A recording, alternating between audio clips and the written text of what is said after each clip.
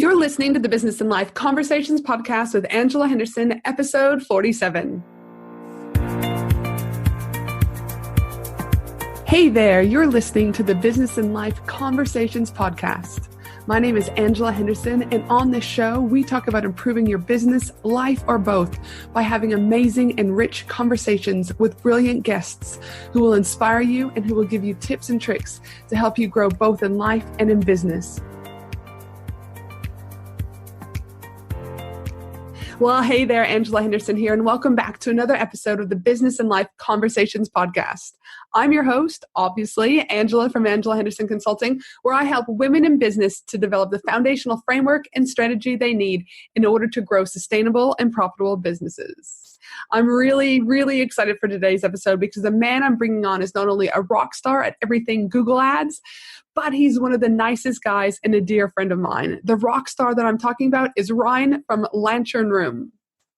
In this episode, you're going to learn some wonderful things about Google Ads, such as, but not limited to, what is Google Ads? Is Google Ads right for your business? You'll also be able to start identifying whether or not Google Ads is right for you. Also understanding what the first steps that you need to take before even starting with Google Ads. What are the benefits of Google Ads? And so much more. If you can't tell about all the things we're going to talk about Google Ads, it is a jam-packed episode. You're going to want to get your notepads and pens ready to rock and roll because there's so much goodness for you all to consume. But before we jump into this episode, I just want to let you know that this episode is sponsored by my 4-day, 3-night Women in Business exclusive retreat, where we'll be focusing on women having the chance to connect, refocus, learn, and grow so that they can grow both in life and in their business. It's being held from October 24th through October 27th at the Gold Coast in Queensland, Australia, and it is an exclusive event with only 50 tickets being sold. From having 8 of Australia's top female entrepreneurs speaking to surrounding yourself with amazing people that will lift you up both at conference and post-conference, to daily masterminds to get individual help on your business from both your peers and the speakers, to amazing food, being able to sleep in and eat a meal uninterrupted for those of you that have children, you're not going to want to miss this amazing event. To learn more about this event and also the payment plans that are available for you to help with your cash flow, head to angelahenderson.com.au and simply click on retreat. All right, now let's jump into today's amazing episode all about Google Ads. All right, so welcome to the show, Ryan. How are you going today? I'm good, Angela. How are you? Yeah, I'm good. Well, listen, we just saw each other recently down in Sydney at James Shremko's event with a good friend of ours, James Rose. So it's lovely to connect with you again on the podcast. Good friend. He's a friend. Oh, dude, he's totally a good friend of ours. But we do love to give each other, again, the three of us give each other shit on a regular basis. So, yeah, it would have been interesting to have James on the podcast too, but I don't know how productive we would have been with the three of us just having a chat on the podcast. That's true. Probably not very. They're not very, I would say, productive whatsoever. Now, listen, today you and I have been trying to come up with a way to create this podcast to talk about Google AdWords. And again, we've been going back and forth on this particular podcast because it is such a broad topic. And not so much broad, but there's just so much information within inside, almost like a million subcategories about Google AdWords, that we've been trying to keep it the most simplistic way that we can for you listeners out there. And what Ryan and I have decided to do is that we've broken it down to a few little categories about what we're going to touch upon. We've also got some really great Q&A at the end of this particular episode because a lot of people in my Facebook community, the Australian Business Collaborative, were really wanting to know about Google AdWords. They asked a whole lot of questions. And also Ryan is going to create a 30-minute tutorial video for all of those that do have ads or want to get ads up and going. And that link will be provided in the show notes. So if you're kind of going through this and you're kind of like a little bit overwhelmed, again, I just want to pretense that now, that again, it is super simple. It is bite-sized actions. We're going to give you a lot of great framework to think about, but just wanted to let you know that we will be doing quite an intensive follow-up. And Ryan has also agreed for you guys to email him directly with any questions you have, which is really great because, all of you guys will be at different stages with Google AdWords. How does that sound to you, Ryan? For sure. Yeah, right. Hit me up. All right, cool. But before we get started, Ryan, as you know, I like to ask my listeners, or I like to give my listeners, I should say, a little bit of information about who you are so they can get to know you, kind of some fun facts. And you never know what type of question I'm going to ask you because, again, we've had lots of intense conversations. questions. So you never know what you're going to get. But today you're going to get one. Again, it's an easy one because I know how much you love the sport of baseball. So I want to let you tell us why you love baseball so much and who is your favorite team. That is easy. Thank you. I appreciate it. My favorite team, Oakland Athletics. If you've seen the movie Moneyball, that's the team that it's about. And I just want to say that I was a fan well before the movie Moneyball. I read the book. So Oakland Athletics, easily. What do I like about baseball? I've been playing it since I was 5, and my parents kind of signed me up. So I think I played it by default and just sort of got stuck in it. So I've been playing for about 30 years now. But I think what I like about baseball is I'm such a data nerd. And so baseball has just statistics overload because it's like a really stop-start type of sport. Yes. Everything measurable. And then so for just stat nerds like me, you can just get in there and dissect the hell out of it. So, and yes, I would have to confirm that you are huge numbers because when we were down at Sydney and James' event, we were kind of like super tired. And so we were like, oh, dude, let's just all get pizza. Then James bailed on us, a friend. And then you're like, oh, by the way, I need to watch, I think it was the Broncos game you were watching. And you're like, by the way, don't talk to me. Don't do anything because I'm crunching numbers and I just need to focus on the game. And I was like, all right, do you know what I mean? Whatever. I'm too analytical. It sucks. It's good for some things. It transfers to AdWords, but I was going to say, like, it's a definite positive skill to have when it's relatable to Google AdWords, which is your specialty. It is. So tell us then a little bit more about, where you're at in business now. What is the name of your business and, what is your specialty in business so the listeners know a little bit more of that professional background of you? Yeah, for sure. So my business is called Lantern Room and I am a freelancer. I do AdWords and I do Google Analytics, Tag Manager. They're my main areas that I'm specializing in these days. And yeah, essentially I basically just help people manage their AdWords accounts and really focus in on getting more customers, more conversions for as little amount of money as possible and generating business through there. Well, let's be honest. We all love new leads. We all love business. But one of the things that I find is that most business owners, when they hear the word Google, Google AdWords or Google Ads, depending on what you want to call it, they almost go into a state of panic, a state of overwhelm. And again, if it was me before I met you, I was always, at any given state reaching for the mojito because it's not, it sounds simple, but it's kind of like Facebook ads. There's still a level of complexity, behind there. But one of the things that I think is important for business owners is that, with Google owning 2 of the biggest search engines on the planet, as you talk about on your website, and that that they own the most used email platform, the most popular internet browser, apps, and et cetera. As you say on your site, that chances are Google knows a thing or two about you and also a thing or two about ads.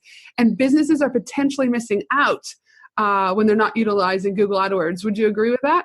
Yeah, totally. I mean, I think people think of Google AdWords and they think it's when you go to Google and you just type in something to search and you type ad at the top and that's AdWords. But like you said, they own YouTube. So all of YouTube ads, they fall under Google Ads. They also own, obviously, Gmail. There's ads in Gmail. They have the search ads. They do shopping ads on their search ads. But I don't think people also realize they have the display network, which is pretty much every website, well, not every website, but there's millions of websites in the world that have just the Google AdWords ad code on it and show banner ads or retargeting ads to you. So their reach is almost endless. And listen, it's not something that you really want to mess with. It is a search function, you need a search function for people to find you, So it's, one of, 2 of the biggest top search engines, so, they've got something going for them, needless to say. And for those listeners out there, I know, like I said, there's an enormous amount of interaction we had in the Facebook group, the Australian Business Collaborative, that people really wanted to have a better understanding of what AdWords are. And that's what we're going to talk about today. And as I said, this is a pretty big topic. So for really the essence of this particular episode, we're going to really hone in on the basics because not everyone out there might understand. So I guess let's just go really with, my first question to you is what is Google AdWords? Just so that we're all on the same page before we even get into some of the deeper questions. Yeah, totally. You're absolutely right. We could make a whole series of podcasts about Google Ads, but let's just try and trim it. I'll do my best for all those AdWords purists out there that say you're missing this, but I know I'm sorry. But first off, so I feel like I should probably throw this out first. The platform is actually now called Google Ads and not AdWords. Yeah, I did. I was reading that somewhere yesterday. Yeah. So in any case, like using AdWords is just a habit that I'm trying to shake. So forgive me if I still wrong. That's all right. I'm going to. So Google Ads, it comes in like quite a few different formats. So the search ads, they're probably the most well-known to most people. When you go to Google, you type in something to search for, you get shown those, up to 4 text ads at the top and some down the bottom. And they have the little ad tag next to it. And everyone's seen these. They're super common. Yep. Also display ads, which I just talked about. They're like a banner type image ad. And they can also have some text in them and things. And they can be seen like all over the internet. So whenever a website has inserted Google's display network code, a display ad can effectively be shown in that location. So then these types of ads are super popular with like remarketing. Yes. And this happens to everyone, like when you're looking at a dishwasher on Kogan and like for the next 30 days, you're getting harassed everywhere. Yep. By this dishwasher and on YouTube and in apps and like bloody everything is reminding you about that dishwasher. So those are display ads. And then YouTube ads. So they're also part of the Google Ads platform. So you manage all of them in Google Ads. And then there's also, like I said, there's ads in Gmail on the top of the inbox. There's ads for apps in the Play Store. And then there's Google Shopping ads. So if you have gone to a search and you typed in something like, Dyson vacuum cleaner, it's going to show you like a bunch of little product ads along the top. So those are all paid ads as well. So that's the bulk of all the Google ads. So that's it. Perfect. And then, okay, I guess, so many people out there are, okay, well, this sounds great. There's a variety of different types of ads that you can run with Google Ads. But what are the benefits of Google Ads for business owners ultimately? Yeah, like any form of advertising, it's traffic. So it's eyes on your product and your service. So the more people that know about your business, the more leads, the more conversions in theory. So the big advantage with Google Ads and like Facebook ads is the level of targeting that you can use. And just because of that huge amount that you mentioned of data that Google has to pull from, and they've got all of those ways of acquiring that data. So the other big advantage that Google has over other advertising, specifically search ads, is that when people are going to search, there's clear-cut intent there. So they're looking for something, which means that they're not cold traffic like a lot of Facebook ads would be. So those people are much warmer, and theoretically, they're easier to convert into a paying customer. And like the other big advantage that I mentioned before is like Google's reach. So you can retarget people on so many platforms once they've been to your website. They're on search, and you can retarget them on YouTube and in Gmail and millions of websites on the display network, whereas Facebook doesn't have that luxury or that ability to advertise once you've left their platform or Instagram. So Google absolutely just destroys Facebook when it comes to available like advertising locations. And why do you think that we don't hear about that as often? Why are we, I guess, led to believe that Facebook is the platform of choice? Yeah, that's a really, really good question. I don't know, really. And that's the interesting thing is that Google, through their display network and all of the targeting and the audiences they have now that pulls in through like Google Analytics, you can target so much of the similar stuff in Facebook. Everyone talks about how on Facebook, you got these lookalike audiences and like interest targeting and all that.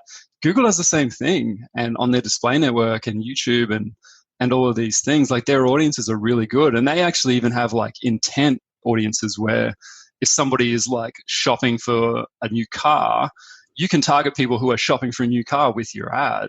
I don't know enough about Facebook targeting, but I don't think they do. Right.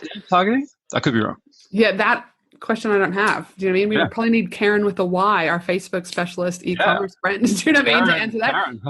But it would be like, and I guess what's not talked about probably too is people, because Facebook, even though Google's everywhere, I think Facebook is probably more something that's readily available, that you're on the app quite regularly and things like that.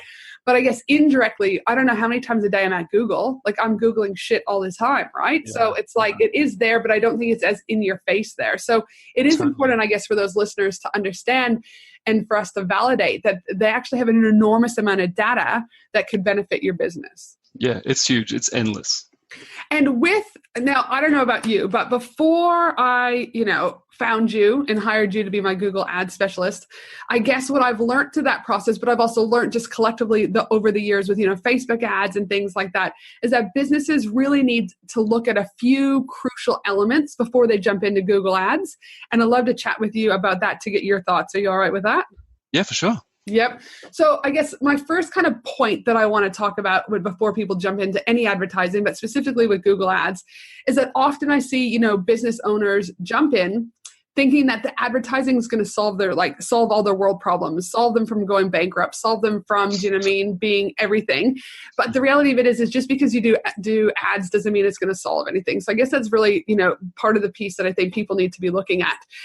But also it's like, I think businesses need to be able to look at what is their goal when they're going to be utilizing Google Ads, and how does that goal connect to their overall business strategy? Because so many people just wing it, right? And I think winging is an element in business, but when you're going to be paying dollars to try and get traffic and get in front of eyes, you really need to be strategic about it. But yet people don't actually have goals around, advertising. Now, some do, some don't. So I guess my first question to you is would you agree that, one of the crucial first steps that people need to be asking themselves is what, is their goal with starting with Google Ads? Yeah, totally. And I think I should actually preface this by saying, prior to doing this full time, I had a brick and mortar company for 10 years. And I went from never having any business experience to being a small business owner and trying to figure it all out myself. And man, I've encountered all of these problems along the way. So I know them feels. But of course, if you wouldn't just go and drop thousands of dollars on a billboard ad without any planning or forethought around your target market. And nor should you just jump into Google Ads and set up a campaign and just start pumping cash through it. You definitely need to do some research on the platform, how to run those ads and what products or services within your company you're wanting to push, because Google's search ads are all heavily keyword driven. Yes. And I think another big point that never gets discussed is that just because it's easier than ever to create a marketing campaign, i.e. compared to the days of having to spend thousands of dollars to advertise on TV, radio, print, and on top of that also hire professionals to create the actual content for those media. These days, you can have hundreds or thousands of people finding out about your business within the hour. And that's insane. Mm-hmm. Totally insane. So I guess what I'm saying is just because you can access these methods of advertising so easily and quickly, it doesn't necessarily mean that you should. No, and I'm glad that, again, we agree on that one, because I just think that there's so much shotgun approach, especially when people are in kind of crisis situation where, I don't know, if I don't start making money really, really soon, this is going to happen. And I feel whenever you get to an emergency situation, there's much bigger problems than trying to get eyes or traffic to your website. Yeah, totally. And I also think that it's super important to be measuring really, really tightly how your ads are spending and what you're getting. So the return on investment is paramount. So that when you get into those times where times are tough and profit, cash flow is massively hindered, you start looking for everything that you can shut down and stop spending money on. And when Google is charging your card every 3 days for $500 and you're a small business, it's really easy to think, man, I don't know if I should just keep doing this. But that's where if you have your ad platform running and it's tightly tracked and you know exactly what your ROI is, you know that okay, well, that's not my problem. Maybe it's my outgoings, my spending.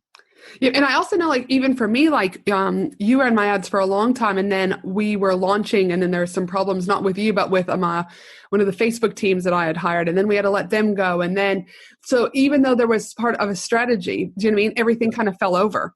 And I was well, hold on. I was it doesn't make sense right now to keep doing that until I can figure out what the hell, do you know what I mean, I'm doing with this other stuff. And it didn't feel right. So I guess sometimes it's got to not only make sense and have a goal and that it's measurable, but sometimes you just have to go with your gut. And my gut was okay, dude, and we were doing great. You were bringing me so many freaking leads from Google, but it didn't make sense with where the business was pivoting, what we were doing, and what our objectives were when we first started. So, we pulled back and now we're looking at a new strategy. So yeah, totally. It's okay too that sometimes you might have to stop, think, pivot, do you know what I mean? And then get that back on board again. But make sure, again, step number one, really, when you think about Google Ads, is think about the goal and the objective of running them. And I guess into number two is that, you might have a goal and you might go, okay, yep, this is great. But I guess, would you agree, Rye, or what are your tips, do you think, for businesses to identify if Google Ads is really the right platform for their business? Yeah, it's definitely harder to work out, and possibly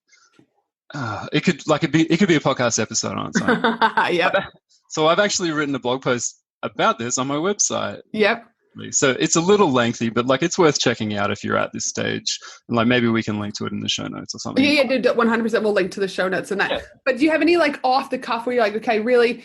I mean, if you're e-commerce or are Google ads completely different, similar to Facebook? Like Facebook, you really should be hiring a Facebook strategist that is focusing on service-based Facebook ads versus, our friend Karen, she does ads specifically for e-commerce. So when businesses are ready to jump into Google ads, where do you start? Like, is it like, are Google ads different for e-commerce versus say a service-based industry? Look, I think the first point here is definitely that this is going to cost you money and there's no like getting around that. You've got to be willing to spend some cash on this to find out if it works. Yeah. Like nothing in marketing is guaranteed. Like nothing in life is guaranteed. And Google ads, look, it can be an absolute game changer to your business. But if you're not willing to spend money to find out if it's going to work for you, then it's probably not for you. Right. Yeah. Secondary to that, this is going to come back to like what every guest on this podcast says and probably what you talk about in every client meeting you have. Yeah. And I'm sorry for saying it here again now, but you've got to know your client. It's the foundation of everything. So you've got to know who they are, where they hang out, how your product or service fits in with their decision-making processes, how likely they are to purchase from you. It goes on forever. But if you've gone through that exercise, it's going to be a lot easier. So I'd say once you've gone through that process, just jump on YouTube and do a search for something like intro to types of Google ads. And then and spend some time looking at like what the different ads look like and like how they're used and see some examples. And it should start to give you some ideas about like where your product or services might fit in on the platform and start appealing to people. Mm-hmm. And like just doing some research on Google ads before you even start is kind of mandatory. It doesn't have to be a huge amount. So like once you feel like you're starting to get a feel for what's available, it'll become easier to work out if you could see your product or service being advertised through that medium. But I guess what I would say though is that you can get a pretty good idea about whether like Google search ads, which is like probably, the stronger ads and the more popular ads might be like, if they're going to be good for your business, you can do that by doing like some keyword research, for example. So if you think about like what search terms people might use to find like your product or service or business, and then, do you have a product or service that people will actually search for or seek out? Mm-hmm. Or is it something like a cafe that sort of is just a geographical business that exists purely for convenience and pass by traffic? But if you have that product or service that people will actually search or seek out, you can go into Google Ads and use their keyword planner, and it's free, and you can punch in some keywords and see what the search volumes are for those search terms. So like Google actually makes that info publicly available. So that'll give you like some estimated search volumes and see how popular those terms are. And you can also see like some estimated costs per click, which is sometimes a little bit off, but in general, I find them pretty good. And that'll give you like a good idea if there's actually people looking for what you've got to offer. And so again, so if we were to recap, really, again, they need to know what their goal is for the Google AdWords. They need to know whether or not Google AdWords is right for their business, and ways that you can confirm and validate that is they can go to YouTube videos. But also would you say like you could easily just go to Google, like you said, type in if it's dog leads or dog leashes or whatever. And you could probably also compare like, is anyone else at the top of that search page, Totally. running ads? And if they're running ads, you might go, okay, well, if they're running ads, then potentially there's a high chance that I too could be running ads. Yeah, totally. You're going to have competition in just about everything. Yes. So, and there's always going to be digital competition. So yeah, if you type, those search terms that are around like your business or the service, and there's ads at the top, man, then there's volume for sure. But I love to do like keyword research, and you can do it in the keyword planner. And there's also like free tools out there. Just type in free keyword volume planner or something like that, or free keyword volume tool, and see what there are. Like a bunch of paid tools will let you do X number of searches, but it's really good because a lot of those things will give you sort of suggested keywords and different volumes, and you can sort of like start to work out a little bit from there. But it all pulls from Google's API, so it's all Google based.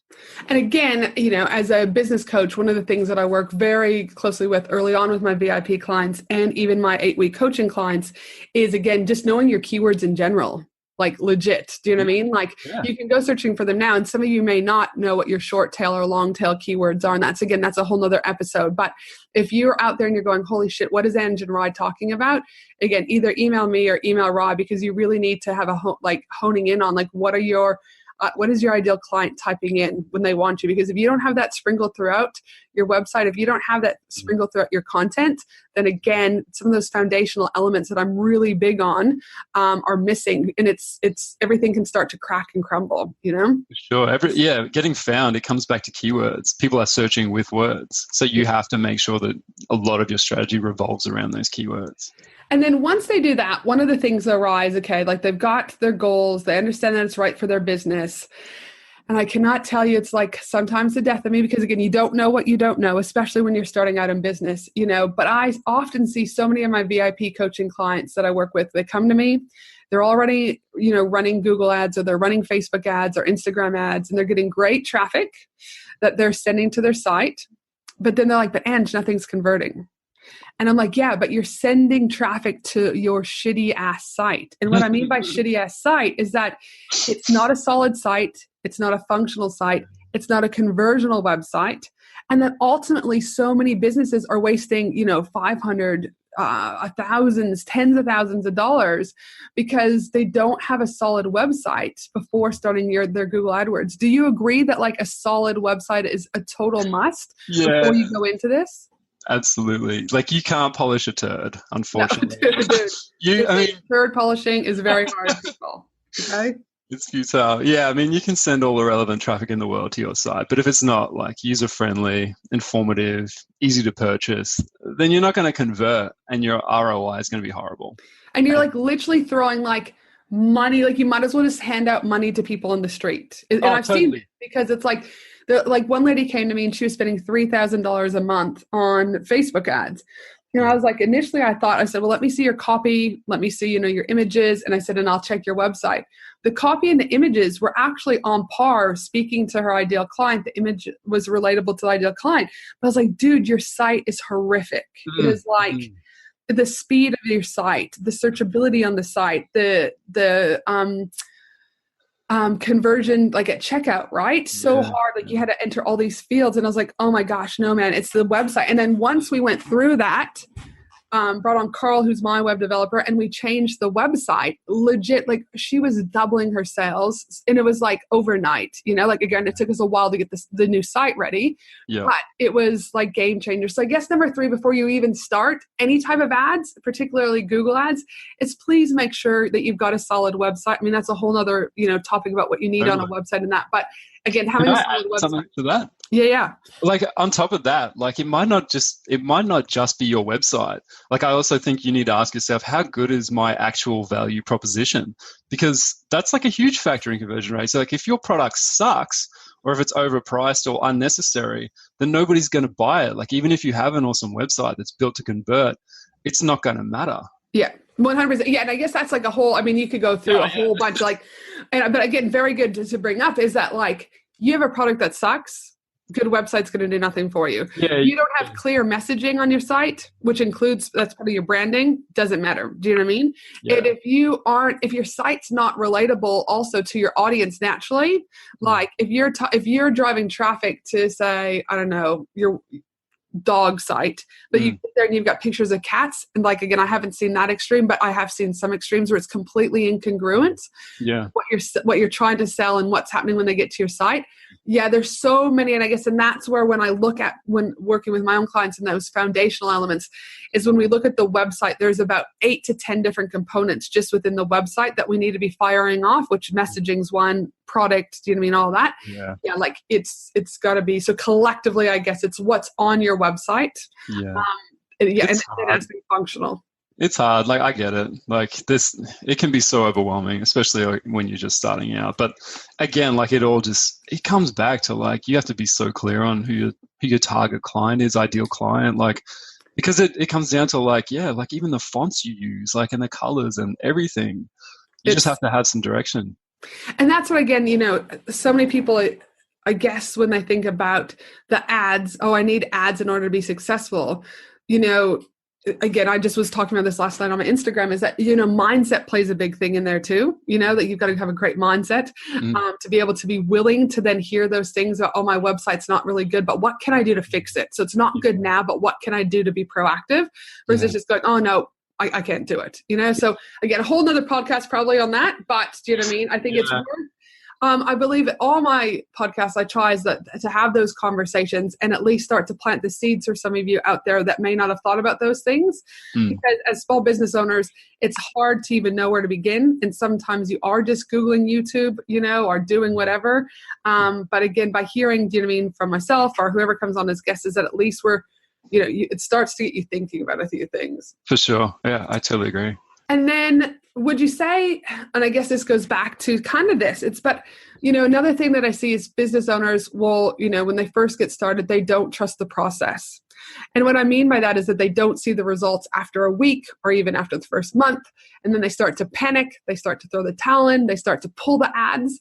What businesses, I think, are forgetting is that, even though you might not see that ROI right away, there's still so much data that is being collected. And if you have a good Google AdWords or Google Ads specialist, is that this data can actually, really be powerful, and that your AdWords specialist can really start to make changes.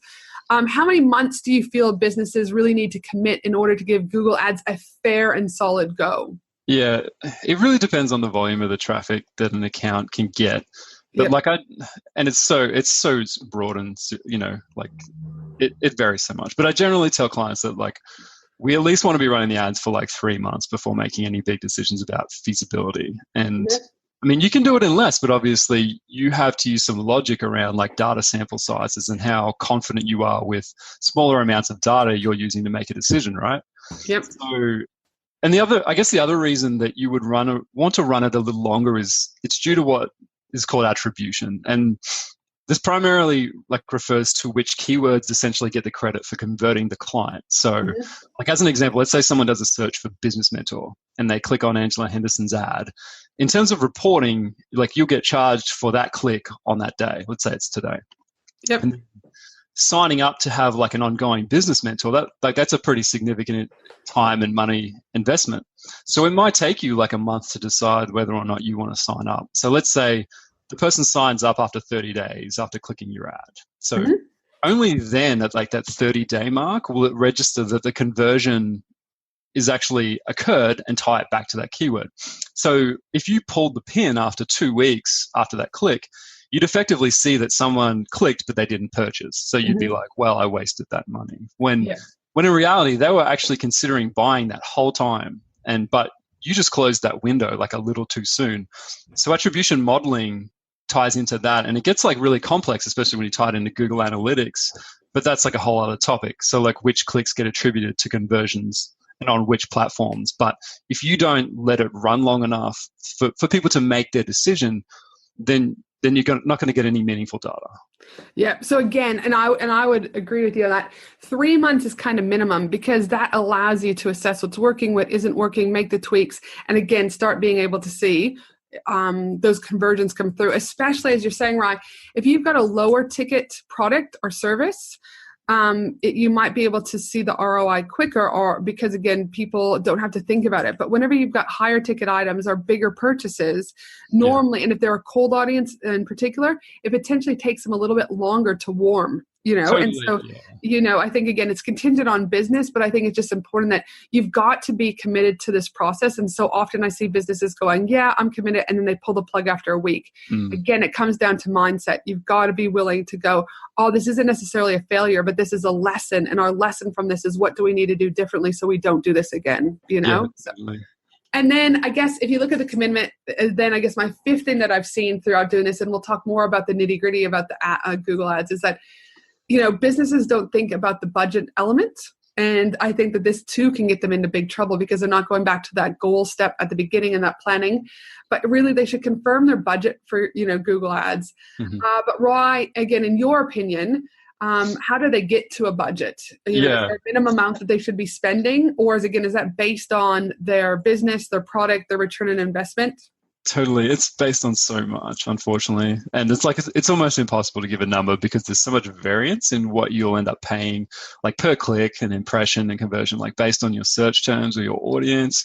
But again, like if you jump into the keyword planner in AdWords, Google Ads, sorry, take a look at the keywords that might apply to your business and then see what the cost per click is. Like, and then sort of like ask yourself, well, like, could I convert like 1 in 20 people that search for those terms and come to my site? Like, how relevant am I to those keywords? Like, and if so, what's the customer's lifetime value worth to you? So if the cost per click is fairly low and your average customer lifetime value is high, then you don't have to convert it at such a higher rate to turn a profit. But working out like those numbers is key, and it's like a little too deep to dive into. But I know that's super vague. So I guess I would just say, check out the keyword planner.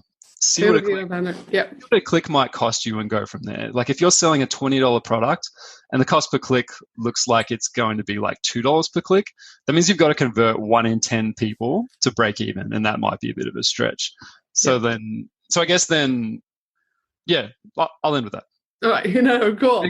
Go for it. No, so I guess for those again out there, it can be a little bit, especially if this is new to you, and we're not even using big words. I'm trying not to make sure that we don't use very big words, but again, it is a lot like if you're like, shit, I've never heard about keywords before, and acquisition and all this, it could be a little bit like daunting, but I promise you, stay with us because it is super. Google Ads can be a very powerful tool to your business. And again, before you even get started, remember the main 5 things that we've been talking about is know what your goal is for Google AdWords. Identify if Google Ads is right for your business. Do you have a solid site and messaging and branding that you're going to be driving people back to? Confirm that you're going to be committed to this process for a minimum of 3 months. And again, start to really assess your numbers and what your budget is, because you can't be committed to the process if you're not understanding your budget. Agreed. So once you kind of get those 5 things, you're kind of like, okay, shit, do Google Ads, can it be done by me? Or should I be hiring a professional? And I guess I'd love to hear this because your opinion on this, and I guess I'll give a bit of backstory. For me as a business consultant, there's a lot of moving pieces, and I know what my zone of genius is. My zone of genius is working with women in business, to develop that framework and that strategy in order to grow sustainable and profitable business. That's where my zone of genius is. My zone of genius is not Google Ads. I don't want to learn Google Ads. I don't want to know all the data about it. I want to know about it, and I want to know enough to be responsible and understand how it fits in my business strategy. But I wasn't prepared to go, and learn all this because it will take months, years to really solidify that. So in my instance, I was like, nah, I'm hiring a professional. But not everyone has money too, so we get that. So I guess my question to you, Ryan, is should Google AdWords, or can Google AdWords be done do it yourself, or is it better to hire a professional? Yeah, totally. It's going to cost you something. It's going to cost you either time or it's going to cost you money. So if it's going to cost you time, what are you missing out on doing because you're spending your time doing it, right? So I have another article about this question on my website. I didn't write them for this podcast. Yeah, no, they're already there. I've seen them. Yes. Totally. So it's just that these questions are like the most common and like the most obvious questions. So I've just answered them in long form for everybody. But like to summarize, it just comes down to economics and whether hiring someone, when you're talking about doing it yourself versus hiring someone to do it. So it comes down to economics and whether hiring someone will see them cover their wage, like at the very least in terms of extra revenue they generate on top of the extra business they get for you. So it can definitely be done DIY. I did it. Like when I first bought my company, I bootlegged it and worked it all out myself. So if you're willing to spend some time doing a little bit of learning, and as a small business owner, unfortunately, we got to like bootstrap the hell out of it and just together. So it's hard because time is a premium, and because AdWords can be so boring, it's just boring as hell for most people. So unless you're spending like a couple of $1,000 a month in general, personally, I don't think it makes a lot of sense to hire somebody to manage. Yeah. And note that I said like in general because there are exceptions to the rule, particularly if the customer lifetime value is quite high. Then it's worth trying to get someone to manage it because it's easier to cover their wage. But I think in general, like as a really, really, really rough and broad number, like Yeah, I think unless you're kind of spending those sorts of dollars, it's probably worth you trying to do a bit of learning yourself.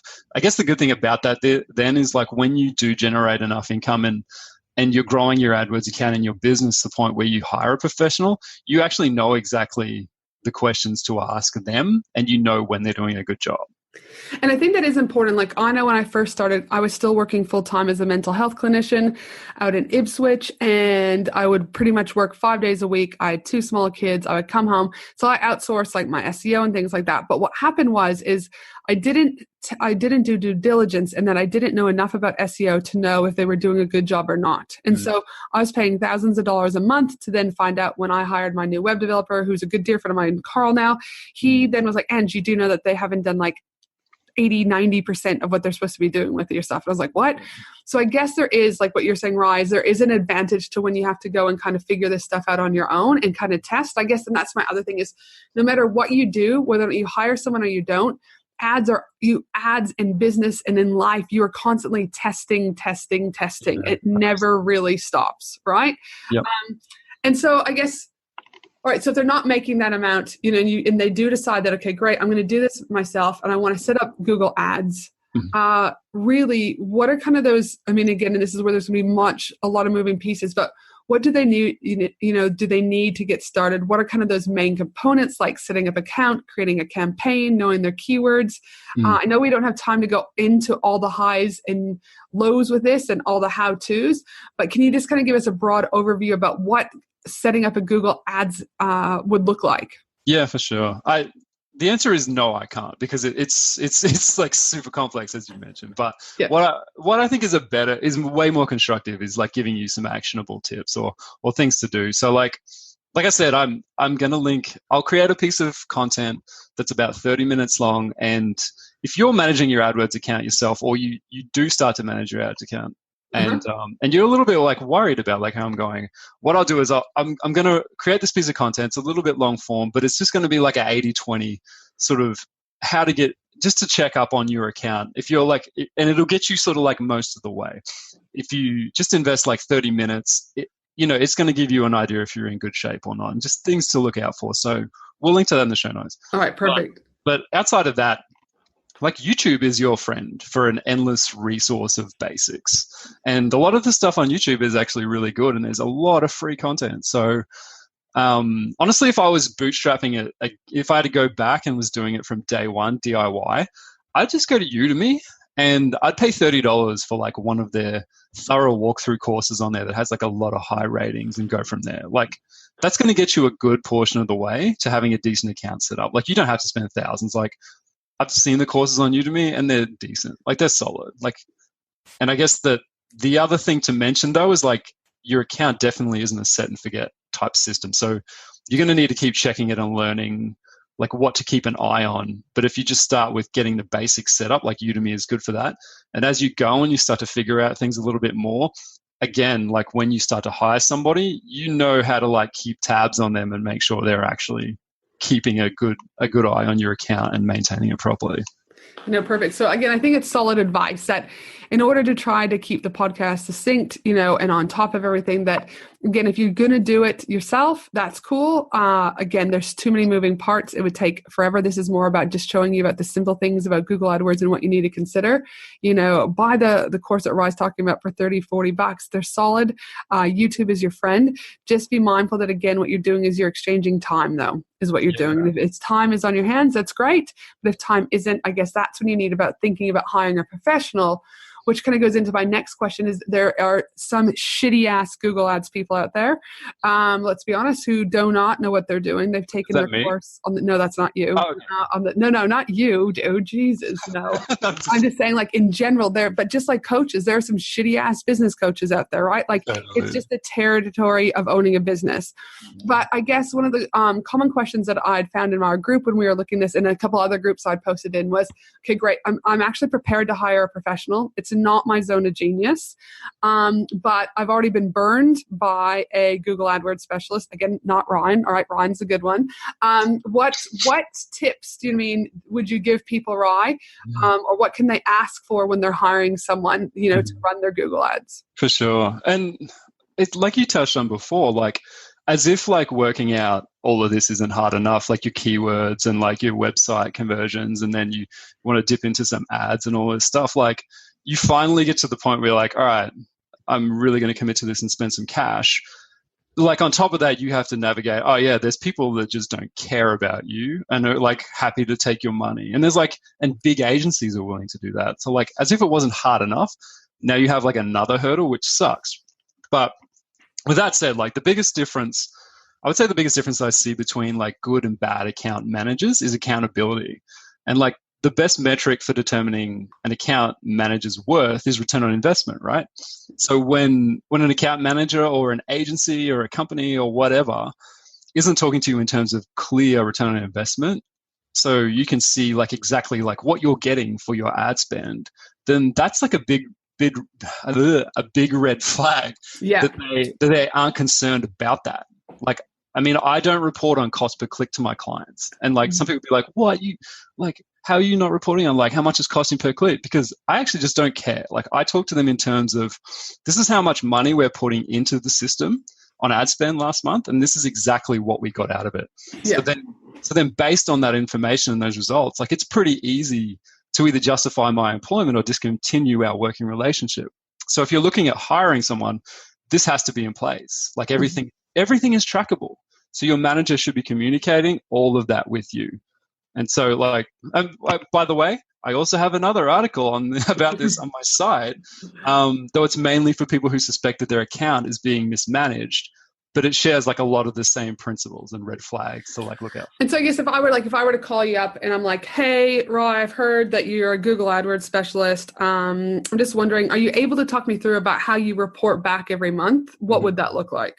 Like how do I know the answer, but what I'm saying is other people won't know the answer. So totally. Are you giving me a report? Are you getting on a call with me? Like, because again, this is, I guess, the difference between a good specialist, Facebook ads, whatever ad specialist you have, to those that don't. So it's like, okay, we're going to give you a monthly report. And in that monthly report, I'm going to do a Loom video for you. And we're going to break down this, or, what does that look like? Because then they know what to ask. If that's the most important, I guess, what exactly is the question they're asking these people? For sure. And I feel like very strongly about this. So I think that a lot of the time, all you'll see is like a report. Like I get a lot of clients and I talk to them and like we audit their accounts and stuff. And all they get from like the agency or whoever is managing their account is like just a standardized report. And it's pretty much, it's automated. Like they don't even touch it.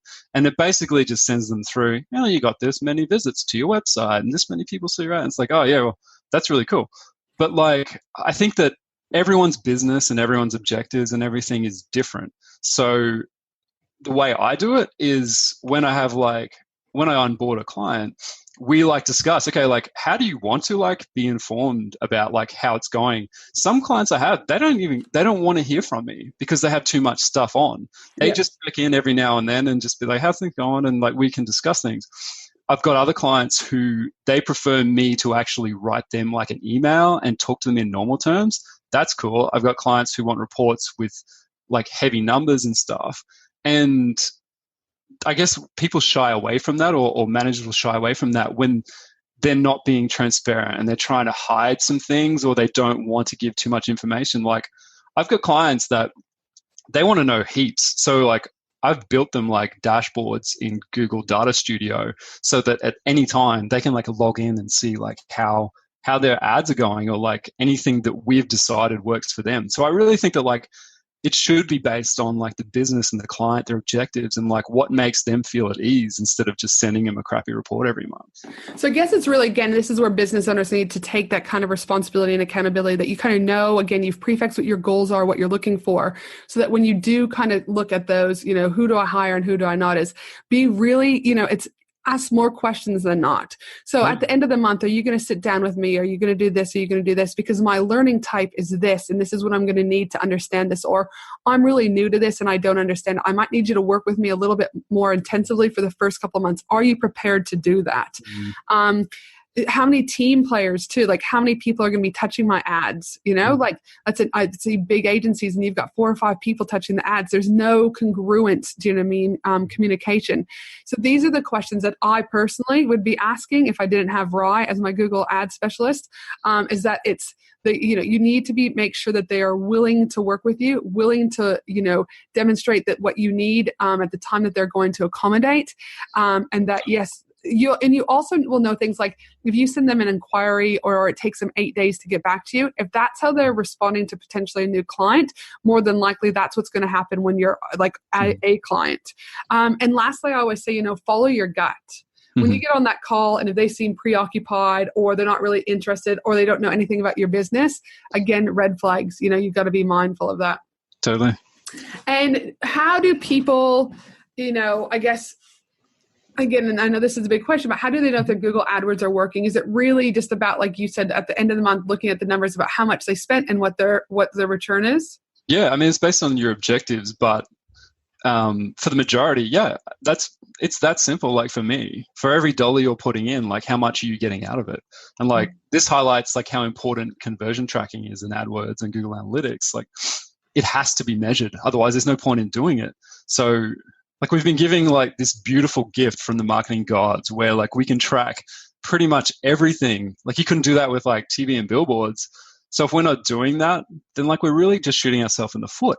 Like at the end of the day, if our campaigns, at the end of the day, our campaigns should be tracking everything to the point where we know that like for every dollar we put in, we're getting this amount back in sales, in leads, in conversions. But if we're not, then like let's stop. And you need to know so you can stop. Yeah. So again, numbers. And again, accountability. Sometimes it's up to you also to make sure it takes two people to tango. Do you know what I mean? Your ad specialist and also yourself. Yeah, your team for sure. There has to be like that ongoing, communication and interaction. Yeah. And again, like I said, I've looked at you as that you're an extension of the team. You know what I mean? Is that you're an integral part to what happens with the business. So now, listen, I know it's a lot. All right. And this has been awesome, Rye. You confirming, again, what businesses need to do before they start, what Google AdWords they should be, do you know what I mean? Potential or Google ads that they should be doing, looking at doing it yourself, time versus money. What to ask, do you know what I mean, with professionals, how to kind of set it up, going to YouTube or buying a really good course if you're going to do it yourself. And as we know, Rye, we could talk about this for hours and hours and hours. And I'm sorry we can't touch on all of this stuff. Like, I feel like we would just be doing it a disservice for me to go, oh, we should use broad match keywords, broad match modified keywords for the, yeah. And I also think Google ads are also so specific to the individual business. So even if we did touch about everything, there would be 800 variables underneath of that because depending on your business, how long, you know what I mean, budget, all this. So I guess the best thing is, again, is to go back to those core things that we talked about, really figure out if, you've got the budget, if you're committed, if you want to do it yourself, if you need a professional, what your aims and objectives are. And from there, either YouTube it, you can contact Ryan. He's going to give us our details at the end. Sure. You can you can reach out to me if you've got any questions. That's what we're here to do, is give you a guideline about what to do and what not to do. The other thing, can I just interject there? Sorry, Ange, but I also email me for sure. I'm more than happy to give out so much free advice just to get people on the right track. But in your group, Ange, there is Google Ads people who are decent. They know the same amount of stuff as I do. So post in there you'll get good responses. It's happened plenty in the AusBiz collaborative. Yeah. And I guess the other thing is because the group is still, it's a 5,000 member group, but again, ask the questions. And there's always people who are always looking out to support me too, that if someone is giving, if I don't see it and someone's giving wrong advice, I'll pull the comment, so I'm not saying that I can get everyone, but again, the Australian Business Collaborative is a good stepping stone to start asking some of those questions. Absolutely. So for the purposes of this, Rye, I think it's a wrap for, our kind of session on Google Ads, but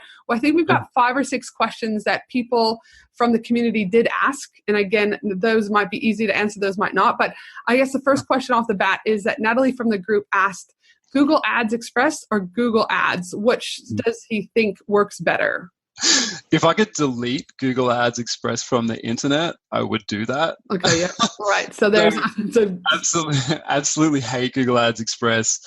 it's like Google's little sampler that gets you in and takes your money. There's no keyword control. You can't even add like negative keywords. So it's kind of like Facebook's Boost in a way. Do you know what I mean? Like they say, don't boost, don't use Google Ads Express. It's worse than Boost. It's terrible. Yeah. Like, if you, so Natalie, back away from the Google Ads Express and focus on Google Ads. Yeah, please don't use it, Natalie.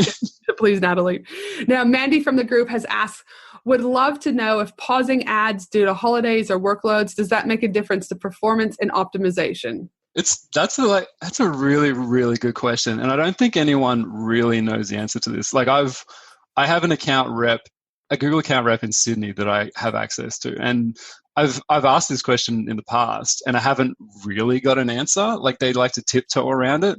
And the research I've done, everyone sort of says the same thing, where it's basically like because Google's algorithm and their ad algorithm and like ranking and all of that kind of thing and quality score, a lot of it has a historical based element to it. So when you're pausing things and stopping and starting them and different things, like it can possibly tie into that. Personally, I don't really stop ads that much. So I haven't really had any experience with it from the people I know. I think in general, the consensus is don't pause them if you can get away with it. The better option would be just to really decrease your budget to a really low level. Keep the ads running, keep feeding the system, but just like taper off your spend. So you're only spending like a little bit of amount, but you're keeping Google happy. And my thing from a business consultant side would be is that if you've got like money coming in and that shit is working, do you know what I mean? My question is, why do you want to stop that? And I hear what you're saying about holidays and workloads, but that's when I would be saying this is a systems problem. Do you know what I mean? This is actually a Google Ads problem. Google Ads is actually doing what you want them to do. This is about what could we be doing to help systemize things so that you can go on business and X, Y, and Z. If the orders are coming in or it's a service, whatever that is, that can still be delivered without you being there. If you message James Rose on like the Facebook page, like he'll be happy to help you with that. Yeah, dude, he's like a whiz with systems. So I guess all I'm saying there, Mandy, is like ultimately, like I agree with Rye. Same with when I do Facebook ads, is I will normally just run the budget down a little bit and keep it going so I don't have to change the algorithm again. I've already got Facebook on my side. It's delivering to my audience. And then also like, again, systems, what can we do to keep those running if Google's helping you and doing what they say? Yeah. All right, cool. So now Amanda has asked, I would love to know how we as non-certified AdWords users know when Google changes the algorithm. Oh, by the way, like even if you are a certified AdWords user, it doesn't matter. It's like, and actually, let me just touch on that. Certified AdWords users, like, it's really not this like badge of honor. So if someone says they're like a certified AdWords user, just take it with a grain of salt, because you basically just have to take like a couple of like online exams from Google. And you can even just Google search the questions and there's answers. So like, and you could be a certified AdWords person this afternoon if you really wanted to. It's not that hard. Anyway, rant over. So, but in terms of like knowing when Google changes the algorithm, like Google can be a little bit sneaky about like adding in new features because they really want you to have them automate the process. Like they're really pushing towards this these days. So unfortunately, you've just got to like follow them on social media and look at there's like an updates page for ads and that sort of thing. But if Amanda is talking about like that ranking algorithm for the ads and like how it decides like which ads to show, like Google mainly uses like two main factors in determining which ads to show. And the first is the price, which is how much you're willing to bid or spend on your ad essentially. And the other one is relevance. So like Google, like Facebook, like they really want users to have a good experience on the platform. So the relevance of your keyword and then how that ties to the ad copy and how that ties to your landing page is super important. And they call it like quality score. Yeah. And they want it all to tie together really well so that there's no users having like bad experiences. So if your campaign doesn't do that really well, then it's not going to show your ad. So price and relevance. Right, so price and relevance, yep. The question number 4, Jesse asked, how long should you give it before making changes and tweaks to the campaign? Again, that's super broad, unfortunately, but like depending on what those changes and what those tweaks are, a couple of like little tidbits I would say would be like, some of the early changes you want to be making, and you always want to be making them, but especially early when you launch a campaign, is checking what keywords are coming into your account. So go into keywords and then the search term report. You want to be adding like negative keywords in there to control the flow of the keywords that are coming in. So that's like a constant thing you want to be doing. You want to do that straight away, and then that's ongoing. Yeah. So, and then in terms of like how long should you give before like maybe changing ad copy and split testing some more ads, that's hard. Like you just have to, I guess, like how many, like 50 clicks, or is it like 1,000 impressions? I think, yeah. I'm sorry. I guess it comes back down to what we said. It's like test, right? Like testing. This whole thing is testing. Yeah, for sure. And I would agree. And then so Jesse also asked, should you create more than one campaign at a time? Yeah, I mean, almost always you end up having more than one campaign. So it depends on the amount and the range of keywords you have and like you've identified and everything. But at the end of the day, like I usually come up with all of my keywords that I can come up with and all of the permutations, and then work backwards. And I split them into ad groups based on whether or not I think the ad is relevant to those keywords. Yep. And although there are settings like location targeting though, like, so you can only set those at the campaign level. So if you were trying to target some people with ads in one location and a different set of ads to someone in another location, then you might need to split those into separate campaigns. But if you're asking like, should you create more than one campaign at a time, depends on like how many ads and keywords you have. But I would say almost certainly you're going to have at least one search ad and probably one display campaign. One search campaign or one display campaign, which is doing remarketing, because everybody should be remarketing. Okay, perfect. And Vanessa would like to know, is enhanced CPC all it's cracked up to be? Is targeted CPA better?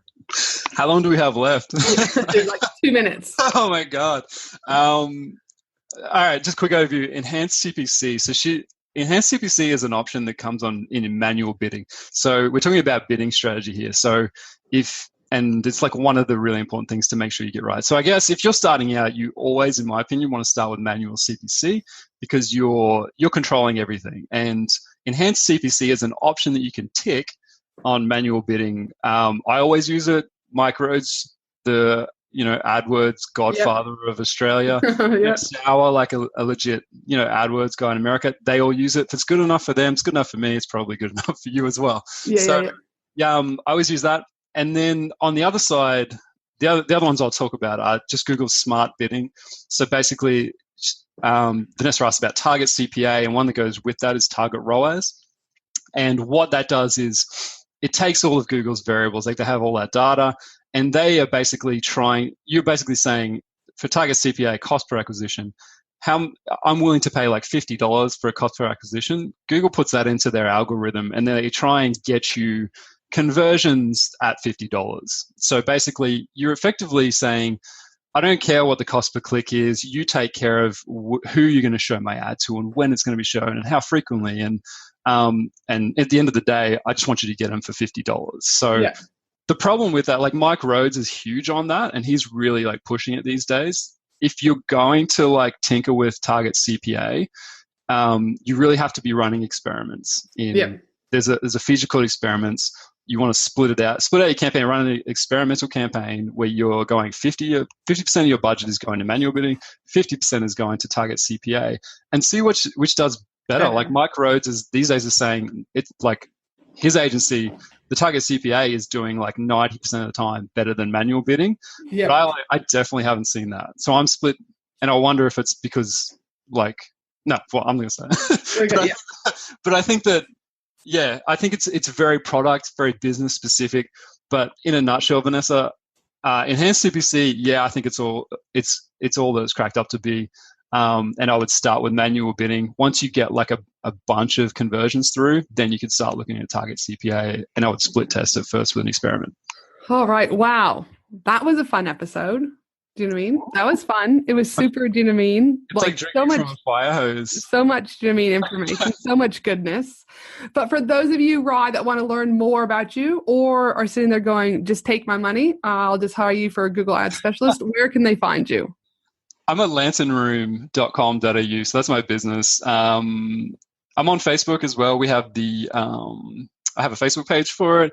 I hang out in AusBiz Collaborative. You can find me. It's not that hard. And if you have any questions or comments, or you want to abuse me, or if you're an AdWords person, like, please email me, because I want to like develop relationships with other AdWords persons, because it's frustrating and we need people to talk to and vent to and like help. So if you're an AdWords person, please email me. Let's be friends.